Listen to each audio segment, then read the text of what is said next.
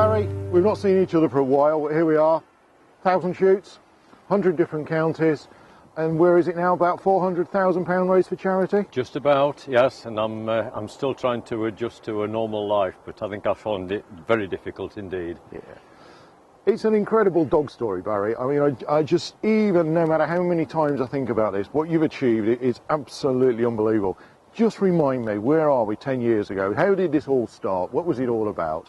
Really from a very simple idea, Matt. It started out as an intention to see as much of the UK countryside as possible in order to get material for landscape painting, and that turned into a mission to help protect countryside and health for everyone's benefit.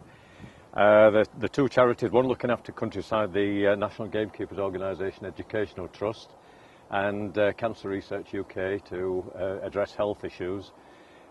Which is very relevant as well, because I'm still reeling from losing my own dad from cancer, yeah. And you never get over those experiences. So it turned into something very serious and a sincere mission, and the targets that I set were nigh impossible, and I thought they were nigh impossible at the time, to visit 1,000 different shoots in 100 counties, which is everywhere in the UK, and hopefully to ultimately raise £1 million for these two charities. And here we are now, surprisingly, 10 years on. We've succeeded in meeting two of the targets, 1,000 shoots in 100 counties, and well on the way to hopefully achieving the third. Well done, Barry. I think we better catch up with the others. They're waiting for us over there. Right, okay. Good lad, good lad. Barry, I mean, as we said, it's a marvellous achievement that you've done, but where was that moment that it all started? You know, there's got to be a moment somewhere that you said, I'm going to go on 1,000 shoots. You know, where was it? I think it was the occasion when a gamekeeper suggested to me that it could in fact be a fundraising venture, because I would be meeting different people every day. And I thought that was a cracking idea, and I liked the idea of countryside and health. So I approached the two charities and set it up immediately like that.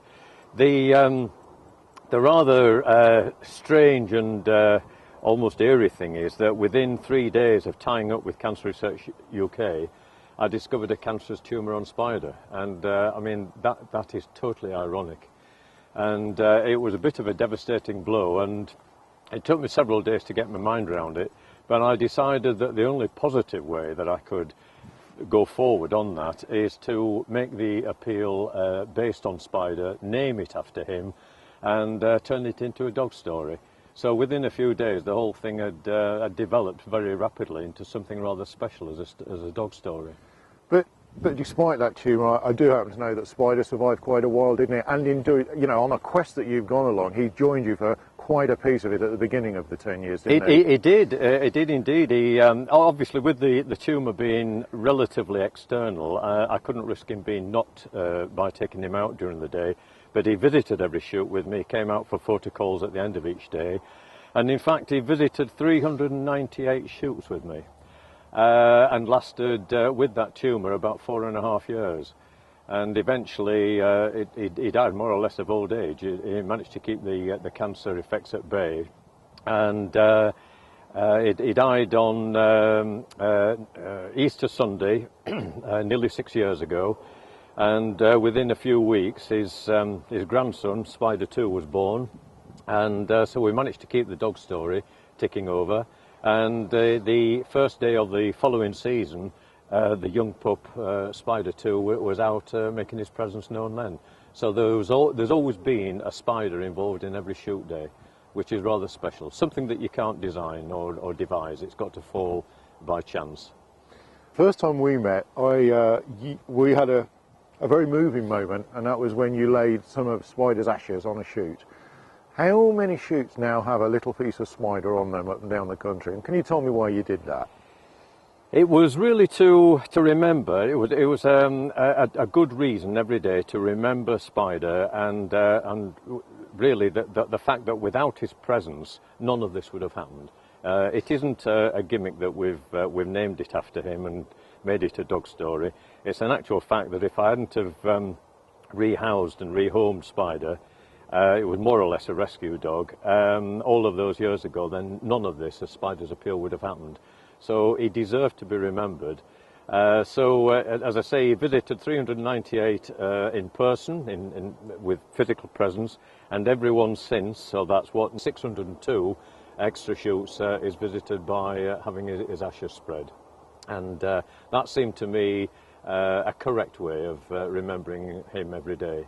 And it's something that's also given me an incentive to carry on and complete the 1,000 shoots, because I didn't want to let Spider down.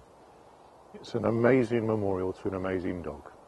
Well, it's a nice thought that 1,000 shoots have known him in one way or another. There is no way on earth that somebody can go through the absolute epic endurance that you've gone to without having a moment that you want to pack up and another moment that you actually sit there and think, oh, this is absolutely fantastic. So just share us with one of those low moments, one of those really memorable moments with us.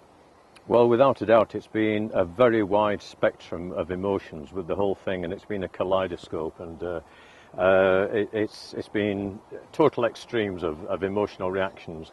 Yes, there's been plenty of low points. I mean, I think probably the extreme fatigue that has developed has been the lowest point, because when you do something like this, you've got to sacrifice all comforts and all things that you take for granted, like having regular sleep and regular meals, etc.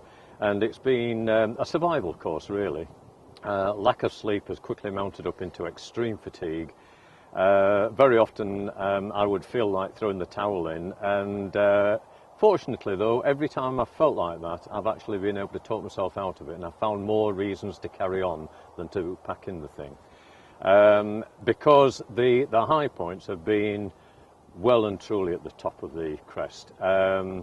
Spectacular countryside that I've seen, wonderful people that I've met, great feelings, for instance, standing on the high points on a grouse moor, realising that you're just about on the threshold of heaven up there. And everyone should experience those elations just to see, how good one can feel in this wonderful landscape of ours. And that keeps you going. And I'm glad that I managed to talk myself out of all of those low points. It's probably just worth reminding, that the shooting season happens in the main through the winter months. So yeah, there must have been some cold old days that you were out there. Very, very cold. And what was a typical day? Once we'd finished at night, typically 4 o'clock because it's getting dark on a shoot night, what would you be doing for that evening? Well, never have I been able to leave a shoot as early as 4 o'clock. I've always been first on the shoot and last away because of all of the various things that I've tried to achieve, and record it and get signatures and wait for people to respond to the appeal information and have a collection, etc. And all of that's got to be signed in, photographs to be taken, and so on. So it's very often been, even on a grouse moor early in the season, it's been early evening before I've been on the road again. And very often there's been a long distance to cover in order to get to the shoot for the following day. I think the furthest I've driven during the night in between shoots has been 475 miles, and that doesn't leave a lot of time for sleep. So it's a matter of pushing the boundaries all the time. And I've never felt confident that I've been able to get to the next shoot on time. I've just had fingers crossed and hoped that I could find enough courage and stamina to do it.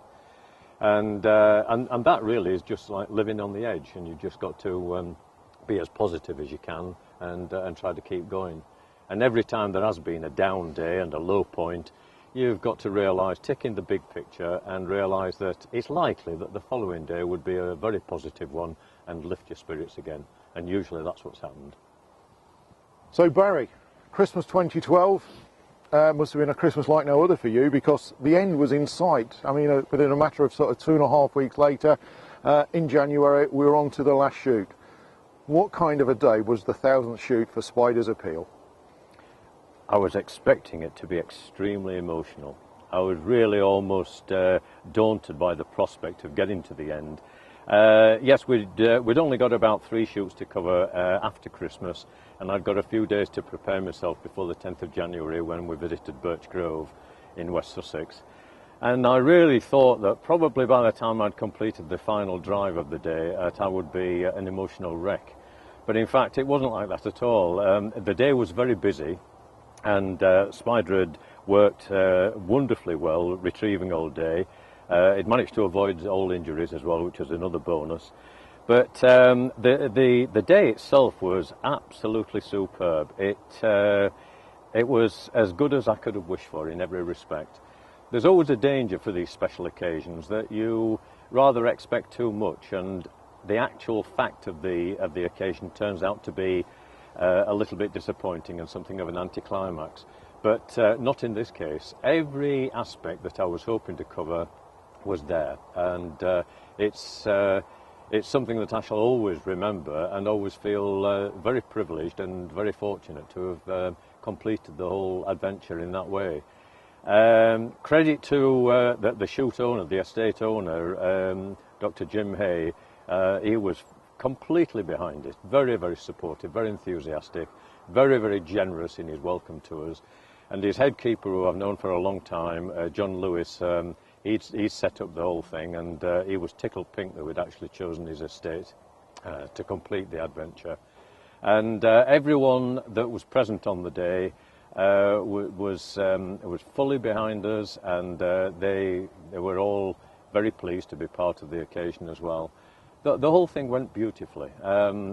I can't find adequate words really to describe, just how successful the day was. The estate itself is set in wonderful countryside, and that was an extra pleasure for me, because I'm passionately involved and in love with the countryside, and that small estate, and not terribly large, but everything was there to lift your spirits, and everything was there to present a very good first-class shoot. So it was a delight to be there. It was wonderful. Well, gentlemen, it's been an amazing day. There's been some wonderful shots. I think everybody's been smiling, but what an achievement, Jim. John, what an achievement, isn't it? I mean, it's just unbelievable, really, isn't it? It's totally unbelievable. Yeah. And for us at Birchgrove, this is the biggest honour ever to have Barry come here for the 1000th day. It's just fantastic. It is. And I think it's a feat that when people say, I think I will get involved in this, and I'm going to set myself a target of so many shoots over so many years. Saying it's one thing, doing it, Jim, is another, isn't it? It tells you that shooting in countryside the pursuits are really thriving. Absolutely. Yeah, it does. And John, in your experience, I mean, you meet with the picker-uppers and you see the dogs on a regular basis, and they form an important part of the day, don't they? Let's face it. They work extremely hard, don't they? That's right. It actually makes the day. Yes. The dogs picking up, the beaters, everything to do with it. It's not only the shooters that enjoy the day. Absolutely. The beaters and the pickers up get as much enjoyment out of the shoot as ever the guns do. When Barry told me what he was going to do, I sort of went, yes, I've heard all this before, and I never imagined anyone in this world could do what Barry's done. No. And I am so proud to have it at Birchgrove, the 1000th day. I just cannot believe it's all happened. And it's everyone here and all the beaters are absolute thrilled. So well done, Barry. Well done, Barry. Thank you very much. You paid us an enormous honour today by coming here. Well, the pleasure is mine, Jim, really, because I really do respect your extreme generosity in hospitality and the welcome that you've given us, because I don't take anything for granted, but your hospitality has reflected a reception to the appeal and appreciation of what we're doing, and that means everything to me. I think, Barry, what you're doing is not just about the charities. No. You are a fantastic ambassador for countryside for rural sports, Britain, for rural Britain. Thank you. You are making it clear to people that what we do in shooting is about a whole countryside event. Yeah. I mean, now the 1,000 shoots are out the way, and obviously from that you had a fantastic day on your 1,000th shoot. A lesser man would forgive you for putting your feet up and having a rest and probably taking a holiday on some tropical island. But somebody tells me that actually you only feel as though you've achieved 2/3 of your target. So what is the future for Spider and Spider's appeal? Yes, we're only part way, and very relieved to have got this far, but the mission isn't completed by any stretch of the imagination yet. We actually, when we developed the whole challenge into 1,000 shoots, 100 counties, £1 million, and we call that the final challenge. Those were 3 targets that I was determined to do everything that I could in order to reach. So we've now completed 2 of those. Probably the most important one, the 3rd target of raising £1 million, is still to be achieved. So I've now got to find extra energy and extra time. It's probably going to take another 2 or 3 years to lift our current level of fundraising of round about 400,000 to £1 million. And that's going to be achieved by selling publications and artist prints. All of the prints are going to be of portraits of the first spider, so it's still highly relevant. And the publication is going to be a collection of dog stories called Spider's Dog Tales, and I'm sure that both of those 2 marketing ventures will go well. It's just a matter of finding time and energy and organisation to put them in place. But as long as we can keep getting up in the morning and keep breathing, then we'll pursue whatever we can in order to reach that final target. Then I might be able to hang up the stick. Well, Barry, if I may, I know you're a busy man and you've got to get away, but on behalf of the shooting world, thank you for what you've done. Thank you for what you've done for Cancer Research Trust and also for the National Gamekeepers Organisation Educational Trust. But thank you from everybody from the bottom of our heart, and I wish you well. That's much appreciated, Matt. Thank you very much indeed, and to everyone that supported the appeal. Thank you.